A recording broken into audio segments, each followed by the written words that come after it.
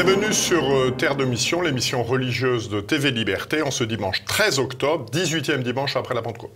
Trois invités dans notre émission. Tout d'abord, Jeanne Smith, que vous connaissez bien, qui viendra nous parler, puisque c'est parti, du synode sur l'Amazonie qui s'est ouvert le 6 octobre dernier. Ensuite, nous accueillerons Yann Raison du Clesiou, qui a publié au printemps un ouvrage passionnant, une contre-révolution catholique aux origines de la manif pour tous, voilà, quelques jours après la marche Marchons enfants, là aussi nous sommes au cœur de l'actualité.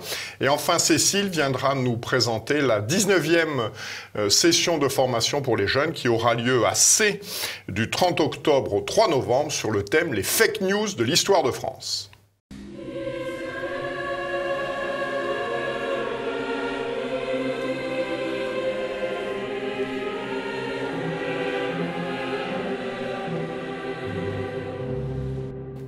Bonjour Jeanne.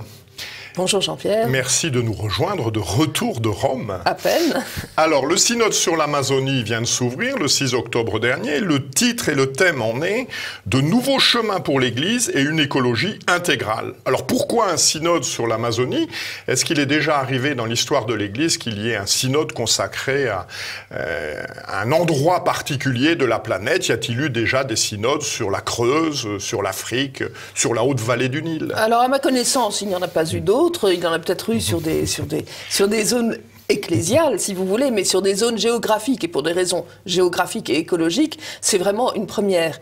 Et pourquoi ce synode? Je crois qu'il a été programmé dès le début du pontificat du pape François, avec la création, on en parlera un peu plus tard, d'un réseau sur l'Amérique latine et l'Amazonie, un réseau ecclésial pour le coup, mais il est à relier directement à l'encyclique Laudato Si, qui est l'encyclique écologique du pape, que vous avez peut-être lu, et qui a pour préoccupation la préservation de la planète. Fermez vos lumières en sortant de la pièce. C'est le grand... Sur le principe, c'est bien ça. Sur le principe, c'est des conseils de grand-mère, si vous voulez. C'est parfait, mais c'est une approche écologique de la religion qui est extrêmement inquiétante, en fait, parce qu'elle est fondée sur l'idée que nous ne devons pas dominer la nature, nous devons nous y inscrire, c'est toute la logique de Laudato Si. Et par conséquent, nous avons des devoirs quasi religieux à l'égard de la nature. D'ailleurs, le pape François a bien mis en place un 8e péché capital, si l'on peut dire, qui est l'irrespect de la nature.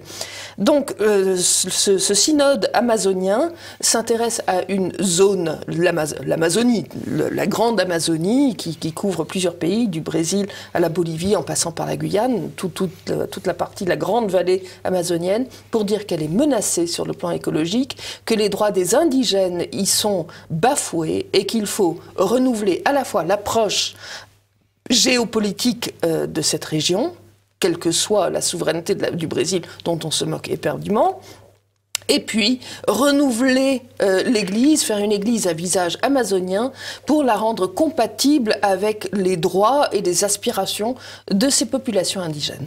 Alors, qui participe à ce synode? Combien y a-t-il d'évêques? Comment ont-ils été soit nommés, soit élus? Alors, il y a une forte participation circonscrite quand même, parce que vous avez essentiellement les évêques de toute la zone, de tous les pays touchés, que touche la zone pan-amazonienne, comme ils disent, donc évêques, cardinaux, etc. Vous avez toute la liste. Il y a, je pense qu'il y a environ 200 grands participants. Un certain nombre de cardinaux qui participent de plein droit, les préfets de dicaster, les chefs de conseil, etc. Ils sont tous là. Et un certain nombre de cardinaux nommés directement par le pape François. Pas tous, par exemple, vous n'aurez pas le cardinal Burke au synode sur l'Amazonie. Et puis les chefs de congrégations religieuses et également d'autres personnalités. J'en ai noté quelques-unes de ces personnalités parce qu'elles sont importantes. Parmi les chefs de dicaster, par exemple, vous avez le cardinal Turkson, qui est au développement humain intégral, un nouveau dicaster mis sur pied par le pape François et qui est très, très impliqué dans le combat contre le entre guillemets, changement climatique. Il y a le cardinal Farrell, qui est connu pour ses positions très, très avancées, très progressistes. Le cardinal Parolin, qui est secrétaire d'État, actuellement en difficulté, puisqu'il vient d'y avoir une descente de police à la secrétairie d'État. Nommé par le pape, nous avons, parmi d'autres, parmi les cardinaux et archevêques, évêques, nous avons Schönberg, l'archevêque de Vienne, Maradiaga, des Honduras, qui a quand même quelques problèmes avec des prêtres homosexuels qui ont pu évoluer librement et vivre avec leurs compagnons sous sa juridiction. Le cardinal Marx, qui est au G9, qui en même temps est en train de mettre sur pied le synode, le parcours synodal en Allemagne, avec des objectifs tout à fait pas catholiques.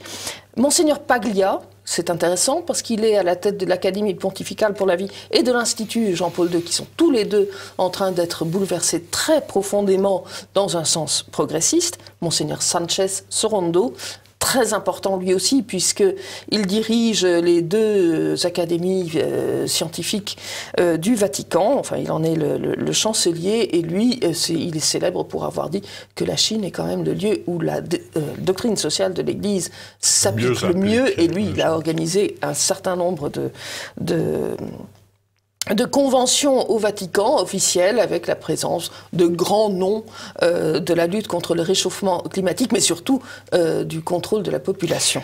Alors, quelles ont été les idées maîtresses du document préparatoire intitulé Instrumentum Laboris? Il y a eu deux documents préparatoires importants. Le premier est publié en 2018, qui est très révélateur, et cet Instrumentum Laboris qui en découle, qui a été mis sur pied et approuvé par le cardinal Baldisseri, secrétaire du synode. Cet Instrumentum Laboris est extrêmement inquiétant parce qu'il a deux grands axes.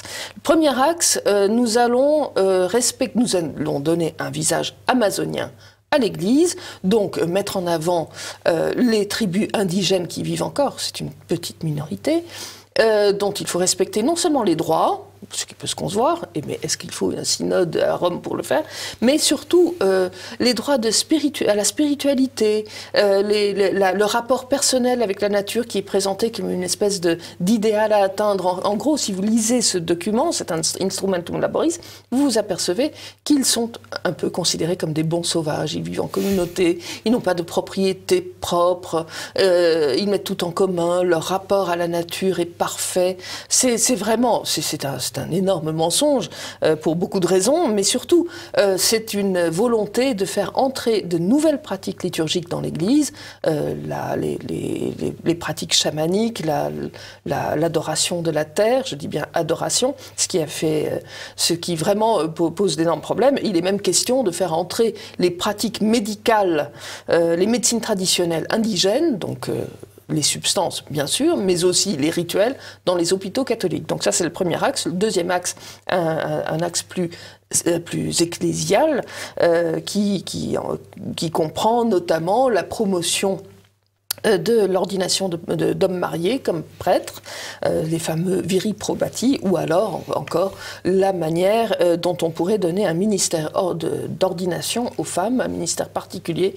Alors là, de diaconesse, là c'est vraiment une démarche qui est présente au synode d'Allemagne qui va se dérouler également, mais qui est très très présent dans ce synode-ci et qui, à mon sens, est parfaitement lié à une approche indigéniste de la liturgie, puisque chez les Indiens, on ne conçoit pas une liturgie sans une participation féminine. Des femmes. Voilà. Alors, ce synode s'est ouvert le 6 octobre. Qu'est-ce qui s'est déjà passé? Alors, pour l'instant, il ne s'est pas passé grand-chose, bien sûr, sachant qu'il y a des points presse tous les jours, mais les points presse, les journalistes en rigolent. Ils disent, mais on n'a jamais vu ça, notamment les journalistes américains, quand ils ont un point presse avec même Donald Trump, ils peuvent poser des questions et des questions qui dérangent. Là, vous avez une présentation de ce qui s'est passé à huis clos, et vous ne savez absolument pas si cela correspond à la réalité, et vous avez le droit de poser des questions, mais lors du premier point presse qui a eu lieu le 3 octobre, ma consoeur, enfin une amie de LifeSite News, Diane Montagne, a posé une question sur la manière dont allait se dérouler cette chose, alors que l'Instrumentum Laboris est accusé d'hérésie et d'apostasie. Le cardinal Humes, qui est vraiment au cœur de l'affaire qui est un Brésilien, qui est âgé déjà, mais qui en a plein dans cette histoire, et qui n'est pas sans lien, toute cette histoire, avec la théologie de la libération. En gros, il a dit, oh, écoutez, l'instrumentum laboris n'est pas un document magistériel, donc voilà.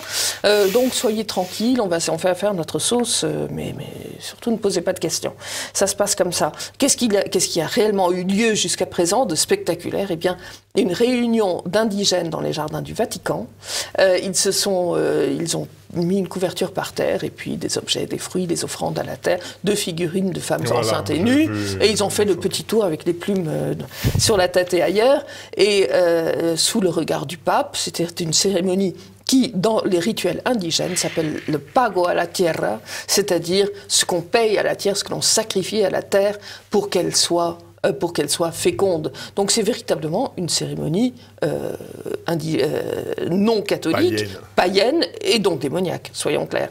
Et il y a eu également dimanche, donc le 6 octobre dernier, c'était le jour de la parole, on a vu une femme participant à tout cela, d'ailleurs avec les petites figurines de femmes enceintes dans un coin, dans une église de Rome, elle a baladé l'évangile en exécutant une danse assez lascive, il faut le dire, parce qu'elle était assez bien roulée. Et tout cela sous le regard des petites bonnes sœurs, des gens qui sont là, c'est terrifiant. Merci Jeanne de ces informations. Donc nous continuerons à vous tenir au courant de ce synode puisqu'il va durer 3 semaines et puis c'est aussi une intention de prière pour nous, pour l'Église. Merci Jeanne. Merci Jean-Pierre.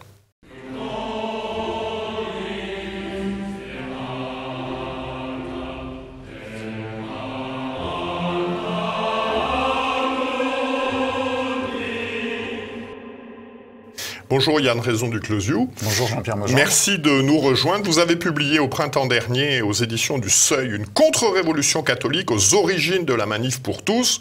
À quelques jours de la marche Marchons enfants, nous sommes au cœur de l'actualité.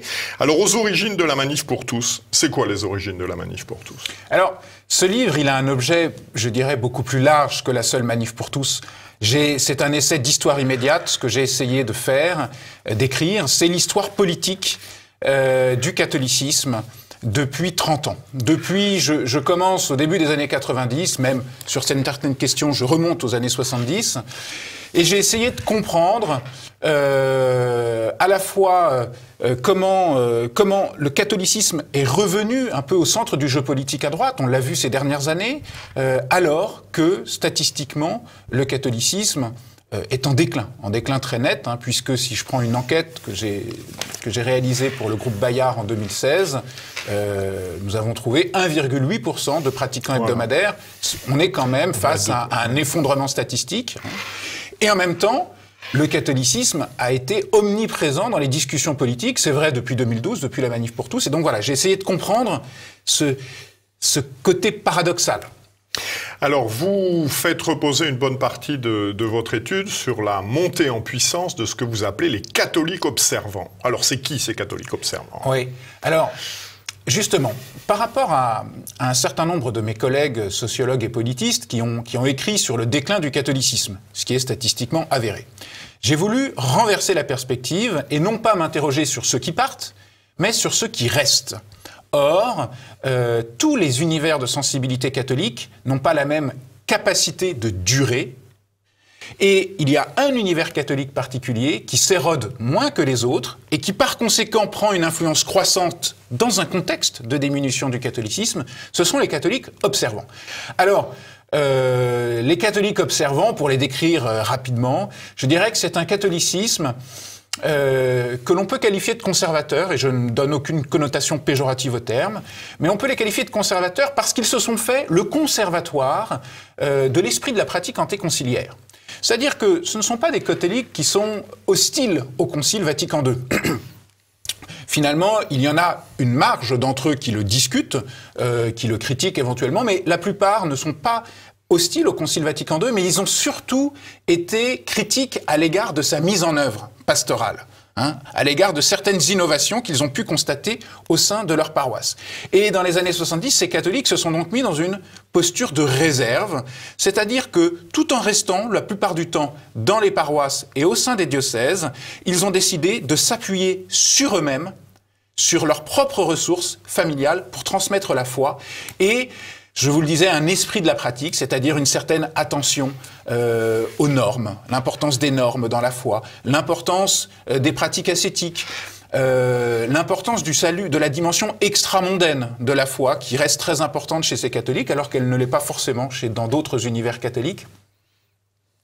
Quelque chose qui, je pense, illustrera bien pour vos auditeurs, vos spectateurs, l'esprit de ce catholicisme, c'est très souvent, on les repère dans les messes parce que, au moment de la récitation du Notre Père, ils vont dire « Et ne nous laissez pas succomber à la tentation », c'est-à-dire qu'ils ne se sont jamais ralliés à la précédente traduction du Notre Père, puisqu'elle a de nouveau changé. On va aussi les distinguer parce qu'ils se mettent à genoux au moment de la consécration, un genou à terre, éventuellement, ou les deux, avant de communier, très souvent la langue chez les plus jeunes. Donc, vous voyez, ils ont conservé un certain nombre d'éléments de la pratique antérieure, tout en restant au cœur de l'Église. Alors vous dites que ces observants se répartissent globalement en 3 familles. Quelles sont-elles? Alors, effectivement, ce catholicisme observant, c'est un espace. C'est un espace dans lequel il y a de multiples sensibilités. Et je dirais que oui, on peut dire qu'il y a 3 tendances. Parce que ces catholiques observants, souvent critiques à l'égard des diocèses dans les années 70, se sont liés à des communautés nouvelles, nées dans les années 70, où ils ont trouvé un clergé plus conforme à leurs attentes. Mais alors, ces communautés nouvelles, c'est un univers aussi complexe. Dedans, il y a à la fois des communautés charismatiques, comme la communauté de l'Emmanuel, par exemple. Il y a des mouvements que je qualifierais de néoclassiques, comme la communauté Saint-Martin, les frères de Saint-Jean, et puis des communautés traditionnalistes, comme la Fraternité Saint-Pierre, comme le Christ roi souverain prêtre, et d'autres. Voilà, donc on a là 3 univers de sensibilité, avec donc un rapport à la liturgie qui peut être tout à fait différent, mais ce que j'observe, c'est qu'en raison de la cohérence de ce milieu observant, il y a une certaine fluidité entre ces 3 univers, et si vous prenez les jeunes aujourd'hui, eh bien il n'est pas rare qu'ils puissent à la fois aller le dimanche à une messe en rite extraordinaire, et puis vous allez les retrouver à une session jeune de parelmonial, où on a là une liturgie très chaude, très inspirée des formes évangéliques venues des États-Unis, et donc il y a une certaine porosité dans ce milieu. Alors vous écrivez « La faiblesse de la transmission intergénérationnelle du catholicisme de gauche », disant que ce catholicisme ne transmet pas, le catholicisme observant transmettant, lui, semble-t-il, dans de meilleures conditions. Comment est-ce que vous expliquez ça? Alors, je dirais que c'est... Oui, je le constate. Je constate que... Tout le monde le constate. Mais ça va au-delà de la catégorie de catholique de gauche. Je constate que la plupart des univers catholiques sont des univers qui sont en effondrement. Et le catholicisme observant résiste mieux. Il y a un plus fort succès dans la transmission au sein des familles. Alors, c'est une question qui mérite encore d'être travaillée. Là-dessus, j'ai pas toutes les réponses. Mais je pense que chez les observants, il y a tout d'abord une forme de milieu où le catholicisme, par conséquent, est intégré par les jeunes en raison d'un effet d'imprégnation. C'est un milieu qui, finalement, est assez dense, assez cohérent. Ce sont des familles qui cherchent à vivre dans des quartiers où elles vont se retrouver, qui vont s'appuyer sur les mêmes mouvements de scoutisme qu'elles contrôlent et qui sont souvent qui ont une posture parfois un peu réservée, ou qui ont pu avoir une posture un peu réservée et dissidente à l'égard des institutions diocésaines. Elles vont s'appuyer également sur les mêmes écoles. Donc, vous voyez, il y a un effet de milieu, il y a une forte densité, une forte cohérence. Et puis ensuite, c'est un catholicisme qui insiste beaucoup sur la valeur de la norme, la valeur de l'obligation, qui est quelque chose qui était structurant dans l'intégralité du catholicisme antéconciliaire. Le respect des normes, l'obligation dominicale, le jeûne eucharistique. Et ça a été transmis, je dirais, de manière privilégiée au sein de ce catholicisme-là. Et ce rapport à la norme va par conséquent, je dirais, contrer certains effets individualisants qui peuvent avoir lieu dans ce milieu comme dans tous les milieux et qui sont liés, je dirais, à une dynamique sociale de plus long terme. Et ce qui fait que ces catholiques vont mieux tenir. Et puis aussi, vous savez que c'est au sein de ce catholicisme-là, tendanciellement, que se recrutent les vocations sacerdotales résiduelles. Je dis résiduelles, c'est pas péjoratif, mais parce que, en termes d'effectifs, ça correspond à la réalité de ce qu'est ce recrutement aujourd'hui. Et donc, les jeunes de cet univers observant sont aussi ceux qui sont les plus familiers avec de jeunes prêtres. Avec de jeunes prêtres, au sein des communautés nouvelles, quelle que soit leur tendance. Donc vous voyez, vous avez là une espèce de système social de chrétienté qui se maintient encore et qui est assez dense pour avoir des effets de reproduction et de stabilisation dans le temps. Vous observez néanmoins ce que vous appelez un rétrécissement social du catholicisme. Oui, parce que ces observants, ils prennent une influence croissante au sein de l'Église catholique. Alors quel est leur poids, justement, selon vous ? Si je prends l'enquête que j'ai faite pour Bayard en 2016, qui est la seule qui permet de mesurer quantitativement ce que représentent ces catholiques, ils représentent 30% des pratiquants hebdomadaires. 30% des pratiquants hebdomadaires. Donc c'est une minorité. Attention, ça reste une minorité, y compris au sein du catholicisme pratiquant, des catholiques pratiquants. C'est un groupe qui n'est pas en expansion, me semble-t-il. Mais il se maintient. Et bien sûr que dans un contexte de diminution de la pratique, le simple fait de se maintenir donne une importance croissante à ce groupe. Alors il y a un point sur lequel, semble-t-il, néanmoins, il progresse, c'est les vocations. Alors, ils font mieux que se maintenir, là. Alors, effectivement, leur influence est croissante au sein du diocèse parce qu'ils donnent des vocations. Mais j'ai oublié votre question sur le milieu d'origine. Oui, sur le milieu social, parce que c'est important. Tendanciellement, on observe aujourd'hui effectivement un rétrécissement de la base sociale du catholicisme pratiquant. Et ces observants, ils fonctionnent comme un milieu. C'est à la fois un atout en termes de contrôle de la transmission de la foi.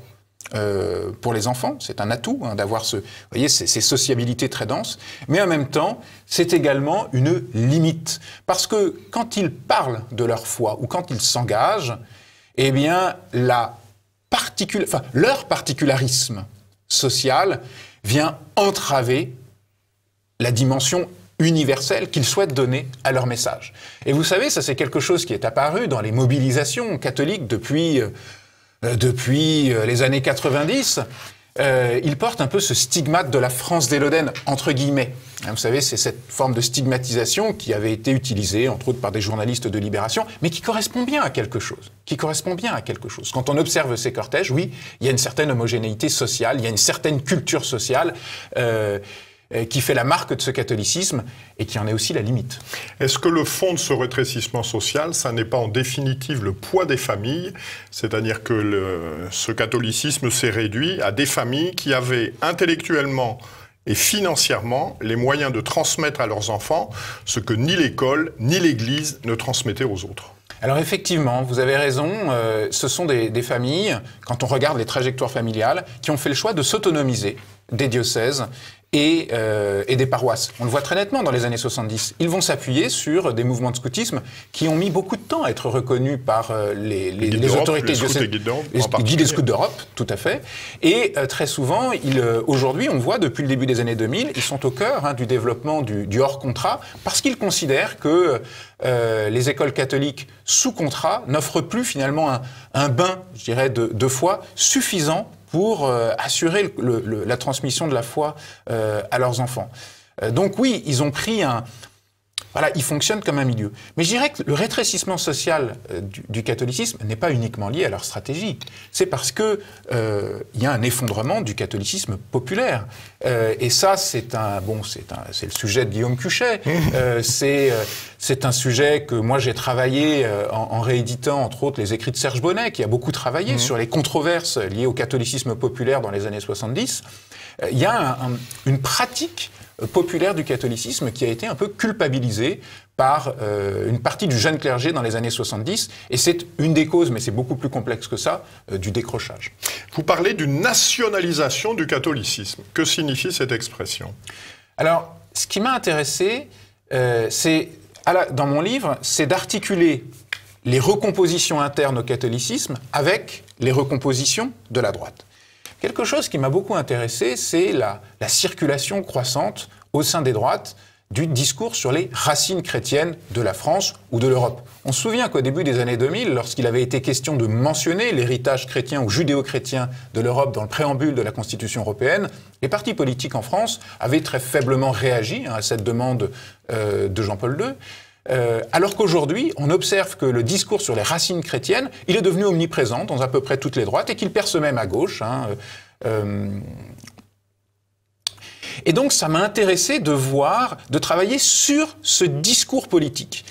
Et on observe ce que j'appelle une nationalisation du catholicisme, en politique, une patrimonialisation de la foi. C'est-à-dire que le catholicisme va être mobilisé comme un élément culturel pour dire la culture majoritaire et l'opposer aux cultures minoritaires qui peuvent la menacer, et en l'espèce pour l'opposer à l'islam. Et ce qui m'a intéressé, c'est de voir la construction politique qui se fait autour de ce catholicisme patrimonialisé. Le catholicisme est mobilisé comme une frontière culturelle afin d'affirmer que l'Europe ou la France ont un contenu culturel que les migrants doivent respecter et auquel ils doivent s'intégrer. Donc ça, c'est vraiment quelque chose de très politique qui est en partie lié aux observants, mais qui suscite aussi des controverses en leur sein, parce que certains trouvent que c'est une instrumentalisation de la foi à des fins politiques dans laquelle ils ne se reconnaissent pas. Vous évoquez, le titre le montre, une contre-révolution catholique. Donc cette famille d'esprit se trouve en opposition aux valeurs dominantes du monde dans lequel nous nous trouvons. Que reprochent les catholiques observants à la modernité, pour faire simple ? Alors, ce terme de contre-révolution, je l'ai utilisé parce qu'il me permettait de désigner deux choses. La première, c'est que chaque révolution a sa contre-révolution. Et par conséquent, vous voyez, je ne suis pas dans une essentialisation de la contre-révolution à sa première occurrence, qui est l'opposition à la Révolution française. Chaque révolution suscite sa contre-révolution. Et pour moi, ce qui est structurant dans cet univers catholique, c'est l'opposition à ce que certains appellent la révolution sexuelle, la libéralisation des mœurs, ce que je préfère appeler la sécularisation du corps, c'est-à-dire l'émancipation des usages légitimes du corps et des sexes du référent chrétien qui le structurait jusque dans les années 70. La question du rapport au corps, de la norme familiale, de la sexualité est au cœur de l'opposition de ce catholicisme-là aux valeurs dominantes. Et ensuite, j'utilise ce terme de contre-révolution dans un second sens, qui pour le coup est lié à la définition qu'en donne Joseph de Maistre, dans les considérations sur la France qui paraissent en 1797. Il a cette formule bien connue: la contre-révolution ne sera pas une révolution en sens contraire, mais le contraire d'une révolution, c'est-à-dire la perpétuation d'un ordre. Or, ce qui m'intéresse dans les dynamiques internes au catholicisme aujourd'hui, c'est que ces catholiques observants, ils font changer l'Église parce qu'ils se perpétuent, parce qu'ils parviennent à perpétuer un ordre. Et en ce sens, ils deviennent aussi une ressource politique et sociale dans la société française. Alors justement, à ce propos, quel regard posent les évêques de France aujourd'hui sur ces catholiques observants ? Alors, cette branche du catholicisme, elle a été, elle a occupé une position de marge dans les diocèses pendant très longtemps. Il y avait une certaine défiance que l'on pouvait mesurer de différentes manières, à la fois une certaine hostilité à l'égard des demandes de messes en rite extraordinaire qui pouvaient être faites dans les diocèses, par exemple, un faible relais des diocèses à l'égard du combat pro-vie, qui est aussi quelque chose, une dimension militante très présente dans ce catholicisme-là. Leur place dans les diocèses, ils la trouvaient plus à travers les AFC, qui ont toujours occupé quand même une place importante dans le catholicisme diocésain, et puis à travers la question scolaire, puisqu'ils ont toujours été très, très engagés sur ces questions-là. Bon, mais ils étaient marginaux. Aujourd'hui, les choses changent petit à petit. Pourquoi ? Tout simplement parce que c'est le milieu qui aujourd'hui se maintient parmi les pratiquants. Alors une pratique quand même très urbaine.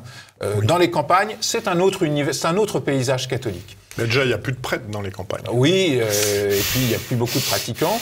Donc, ils se maintiennent parmi les pratiquants. Les vocations sont issues d'eux en grande partie, tendanciellement. Et puis, par conséquent, il y a aussi des jeunes évêques qui maintenant sont issus de ce milieu-là et qui, par conséquent, vont s'appuyer sur eux. On le voit, je dirais, ça se voit à Paris, ça se voit à Toulon, ça se voit à Bayonne. Voilà, maintenant... En raison du renouvellement générationnel au sein de l'épiscopat, ces catholiques prennent une place croissante et ils s'intègrent. Ils s'intègrent au sein des institutions diocésaines, ce qui du coup aussi crée des tensions en leur sein, parce que le caractère contre-culturel, je dirais une certaine mentalité d'opposition qu'ils pouvaient avoir à l'égard des évêques, mais non à l'égard du pape, puisqu'ils s'appuyaient beaucoup sur Jean-Paul II puis sur Benoît XVI pour critiquer la tiédeur des évêques locaux. Eh bien, aujourd'hui, en s'intégrant, ils perdent un peu cette dimension contre-culturelle, ce qui fait qu'au sein d'eux, il y a de nouvelles marges qui se recréent et qui vont contester l'attiédissement même de leur propre milieu. Merci infiniment de toutes ces explications. Donc, je renvoie nos téléspectateurs vraiment à l'ouvrage passionnant. J'ai lu ça avec un immense intérêt. Donc, de Yann Raison du Closiou, une contre-révolution catholique aux origines de la manif pour tous. Merci beaucoup. Merci.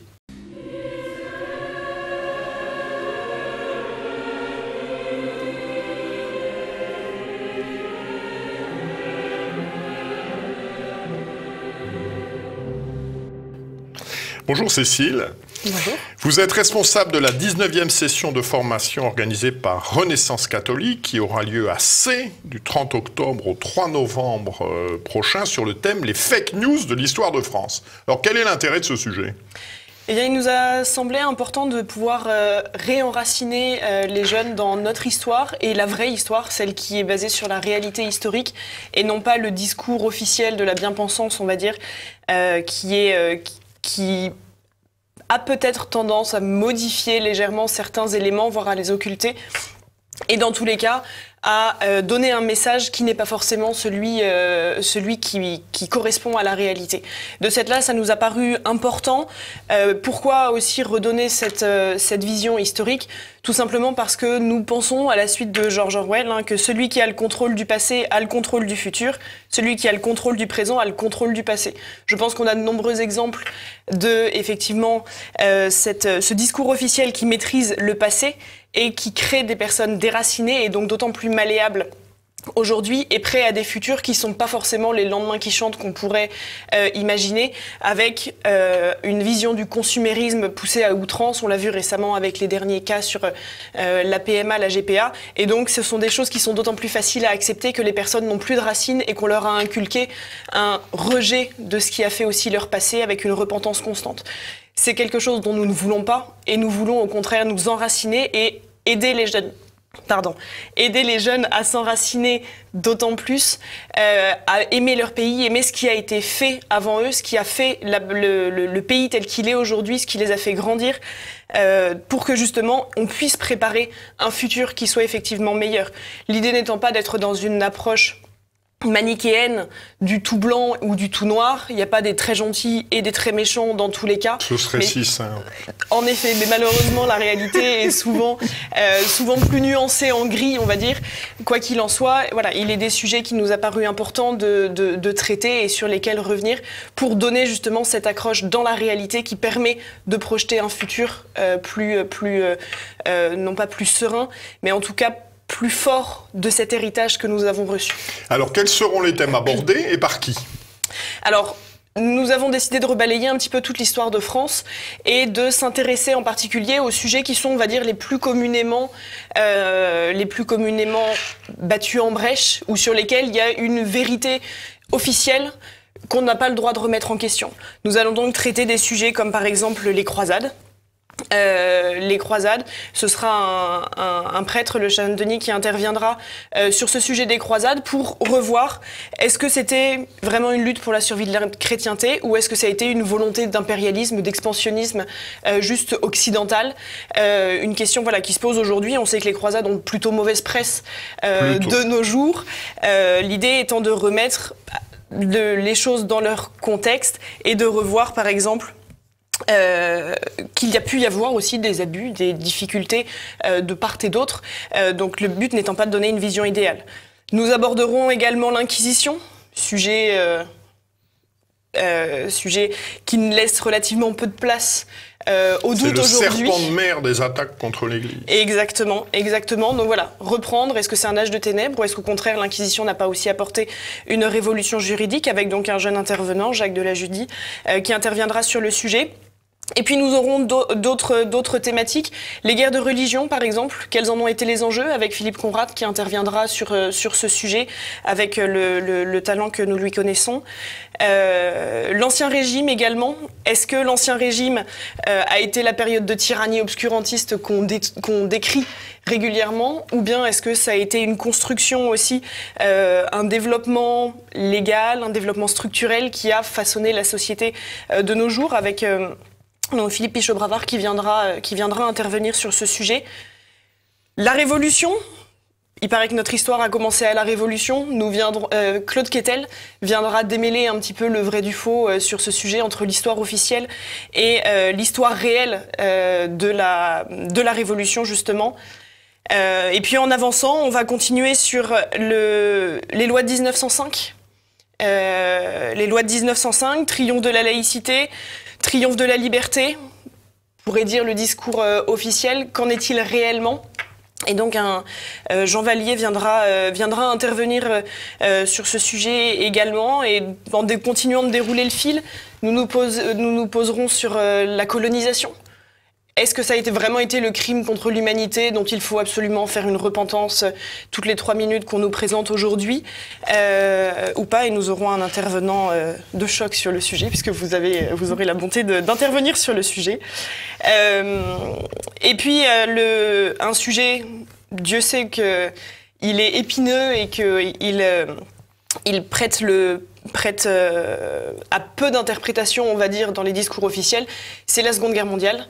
Avec résistance, collaboration, de quoi le régime de Vichy fut-il responsable. Donc un sujet qui est important et sur lequel on ne peut pas faire l'impasse aujourd'hui. Et puis en parallèle, nous essaierons d'apporter une image aussi un petit peu historique avec par exemple une intervention de Marie-Françoise Housset sur l'empreinte de l'art français tout au long de notre histoire. Alors, à qui s'adresse cette session? Alors, elle s'adresse à des lycéens en fin de lycée, puisqu'on va essayer de reprendre des éléments qui sont des éléments de raisonnement, etc., et d'avoir un minimum de bagages déjà pour pouvoir assimiler les choses. Les lycéens donc et les étudiants, c'est vraiment les personnes qu'on souhaite voir, parce que ce sont des personnes qui sont à une période un peu charnière aussi de leur vie, de leur développement personnel, on va dire, de leur construction personnelle, et donc on pense que c'est vraiment le bon moment pour eux de pouvoir s'ancrer et de revenir sur ces sujets qui sont des sujets importants, même si ce sont des sujets effectivement qui peuvent paraître éloignés et dans lesquels on pourrait se complaire, on va dire, dans un retour sur nos merveilleux aïeux, etc. Mais comme je l'ai expliqué au début, il nous semble que c'est vraiment plus important de se réapproprier cet héritage, toute cette transmission que nous avons eue et dont nous sommes aujourd'hui les héritiers. Alors, nous avons parlé des conférences. Qu'y a-t-il au-delà des conférences? Alors, les conférences, c'est effectivement bien. L'optique est d'avoir un panel qui permette d'aérer le cerveau aussi de temps en temps, puisque les conférences sont toujours très riches, toujours très denses, et il y a beaucoup de choses à en prendre. Mais donc on propose des activités plus sportives, avec cette année par exemple une nouveauté, nous allons proposer une initiation à la boxe, notamment pour les garçons. On cherche aussi... Mais les filles aussi, j'ai vu peuvent faire. Il y a des filles qui peuvent faire de la boxe. On cherche aussi une activité, des activités... en dehors du lieu où nous serons, donc à l'Institut Croix des Vents à C. Et donc des visites des environs, une partie un petit peu plus culturelle, et puis des thématiques un peu plus ludiques, par exemple le décryptage d'un film. On regarde un film et puis regarder comment tout ça a été abordé, préparer et montrer les messages qui sont derrière et comment on peut les décrypter aussi au quotidien. Alors concrètement, comment s'inscrire? Alors concrètement, il faut aller sur le site www.renaissancecatholique.org et il y a là une page d'inscription, il y a là les différents détails qui peuvent servir pour organiser la participation à cette session, les transports, etc. Donc tous les éléments sont sur cette page, donc www.renaissancecatholique.org. Merci beaucoup. Eh bien, donc, nous aurons le plaisir de nous revoir à cette occasion. Donc, notre prochaine émission aura lieu le 20 octobre prochain. D'ici là, que Dieu, qui est Père, Fils et Saint-Esprit, nous garde. Bon dimanche à tous.